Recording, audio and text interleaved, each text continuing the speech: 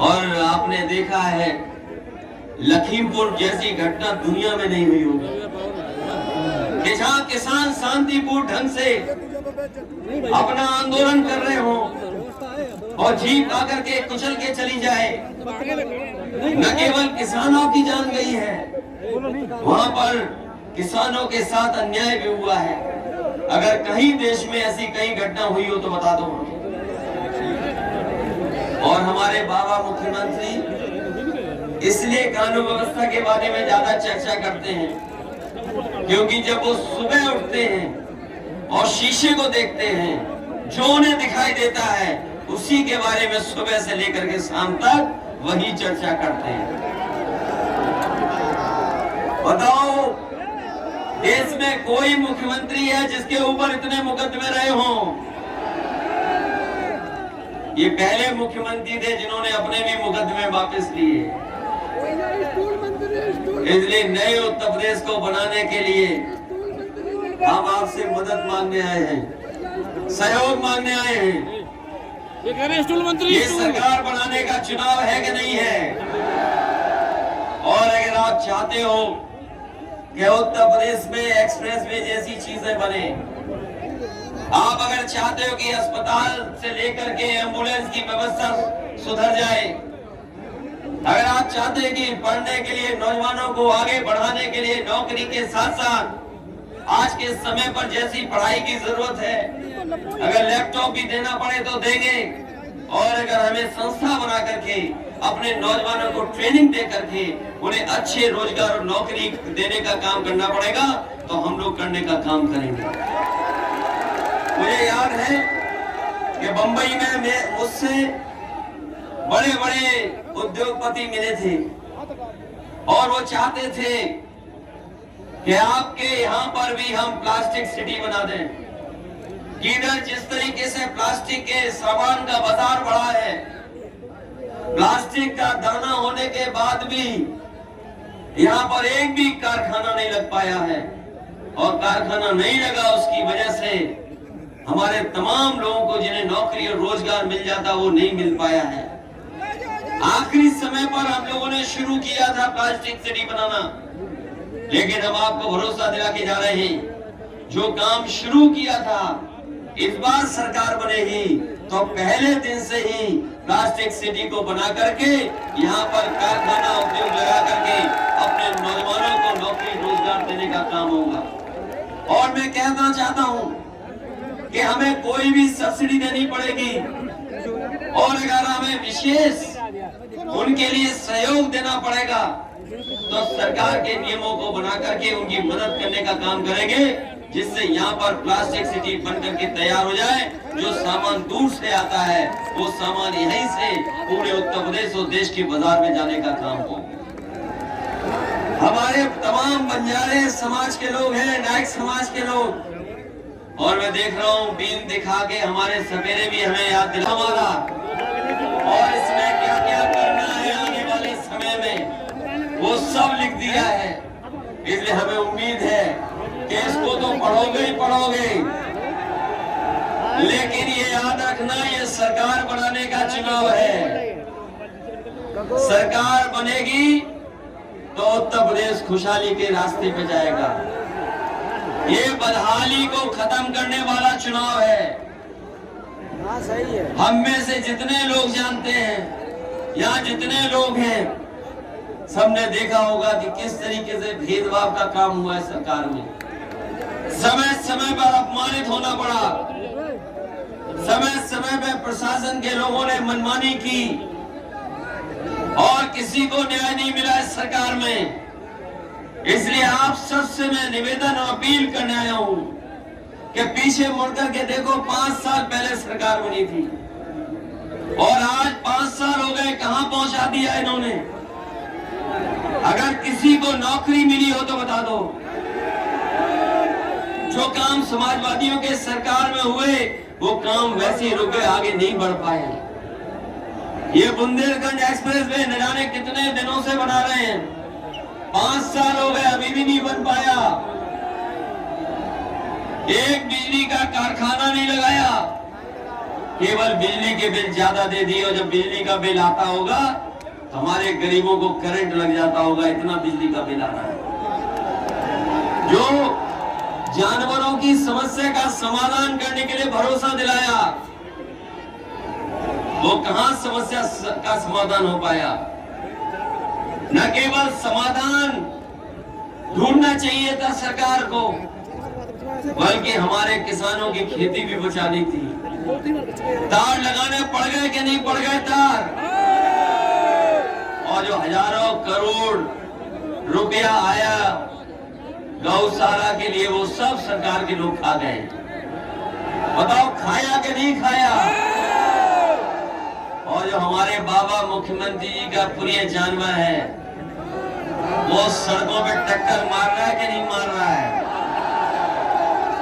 इसलिए गर्मी निकालने वालों के लिए कह के जा रहे हैं, इस बार उनकी भाप निकल जाएगी, और जब वोट पड़ेगा तो धुआं उड़ जाएगा उनका। बताओ धुएं में उड़ा दोगे कि नहीं उड़ाओगे ने? ये मान ले कि दोनों लोग जीत के जा रहे हैं। और ऐसा समर्थन कभी समाजवादी पार्टी को नहीं मिला होगा। कभी इतने हर समाज के लोग आपके साथ कभी नहीं जुड़े होंगे। पहली बार है कि हर समाज के लोग आपके साथ जुड़ गए हैं। हर समाज के लोग आपकी मदद करना चाहते हैं, क्योंकि समाजवादी सरकार थी तो बिना भेदभाव के काम हो रहा था। ये जो एम्बुलेंस सड़कों पे दिख रही है, ये अगर किसी ने दी है तो समाजवादी सरकार की देन है, जिसकी वजह से गरीबों के घर पर एम्बुलेंस पहुंच करके उन्हें अस्पताल तक ले जाने का काम होता है। समाजवादी सरकार बनेगी तो न केवल एम्बुलेंस को बढ़ाएंगे, बल्कि हमारे गरीबों का और गंभीर से गंभीर बीमारी के इलाज के लिए हमें सरकार से कोई मदद करनी पड़ेगी तो मदद करेंगे। गरीब को एक भी पैसा इलाज के लिए नहीं खर्च करना पड़ेगा। ये जो पुलिस को 100 नंबर दी थी, ये इसलिए गाड़ी दी गई थी कि अगर खेतों में गांव में कहीं झगड़ा हो जाए तो गरीब फोन मिलाए और पुलिस उसकी मदद के लिए पहुंच जाए, थाने में न जाना पड़े किसी को। इसलिए 100 नंबर व्यवस्था दी थी। लेकिन हमारे बाबा मुख्यमंत्री ने 100 नंबर का 112 कर दिया, और जैसे 112 हुई हमारी पुलिस को भी इन्होंने कबाड़ा कर दिया। कानून व्यवस्था को ठीक करने के लिए अगर 100 नंबर वाली गाड़ी हमें बढ़ानी पड़ी तो बढ़ाने का काम करेंगे, जिससे हमारे गरीब और किसान के ऊपर कभी संकट न आए और अन्याय न हो। हम तो कह के जा रहे हैं कि जिन्हें कानून व्यवस्था हाथ में लेनी है, कानून को नहीं मानना है, वो समाजवादी पार्टी को वोट न दे। जिन्हें गरीब पर अन्याय करना है, वो समाजवादी पार्टी को वोट न दे। क्योंकि इधर हमारे बाबा जी सबसे ज्यादा आरोप लगा रहे हैं, लेकिन इनकी सरकार के बारे में भी मुड़ के देखो। बताओ आईपीएस फरार है कि नहीं है? आईपीएस फरार है, और एक व्यापारी को वसूली के नाम पर पुलिस ने इतना पीटा कि इसकी जान चली गई। बताओ व्यापारी की जान गई थी कि नहीं? अब आगे बढ़ेगा, इनका सफाया होना तय है। जनता इन्हें माफ करने वाली नहीं है, इन्हें उत्तर प्रदेश से साफ कर देगी।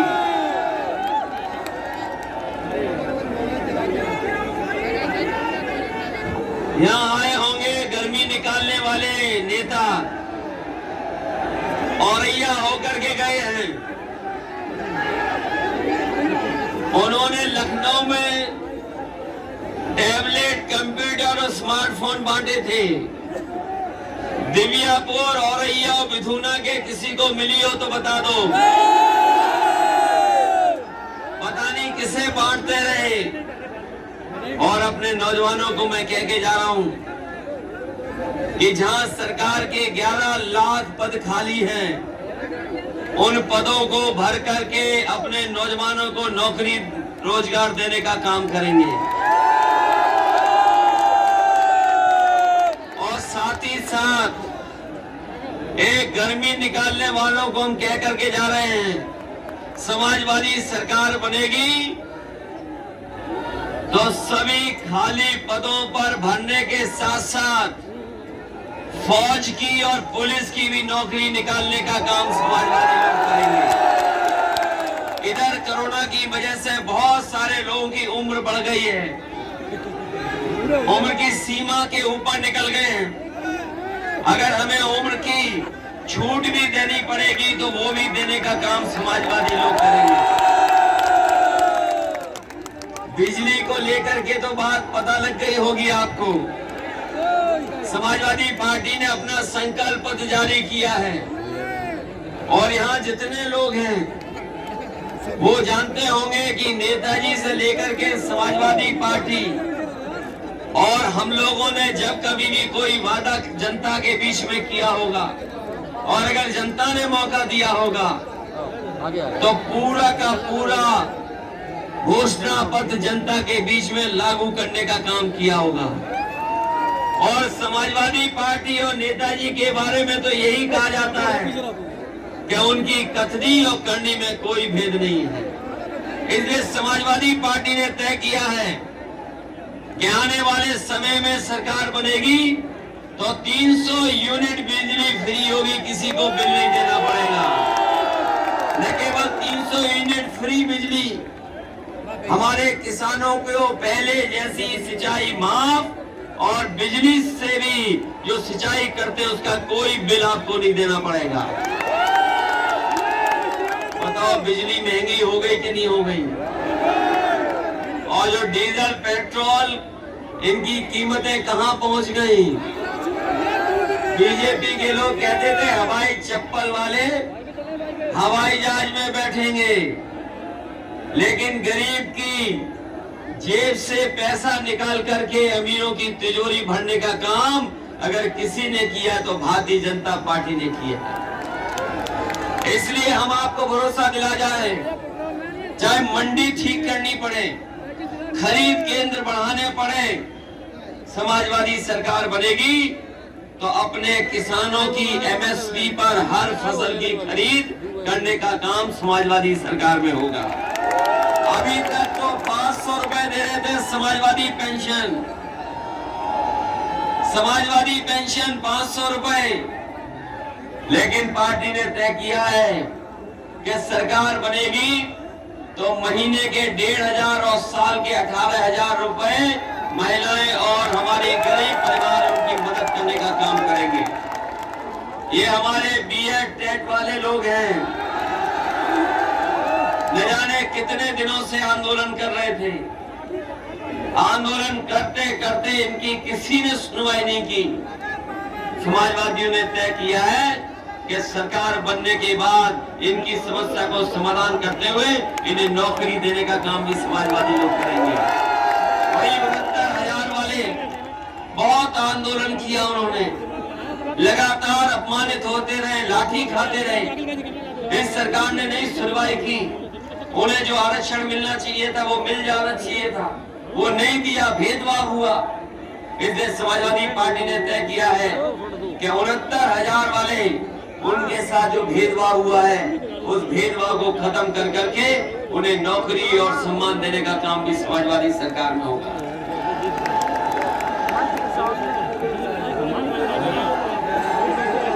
बहुत सी बातें हैं हमारा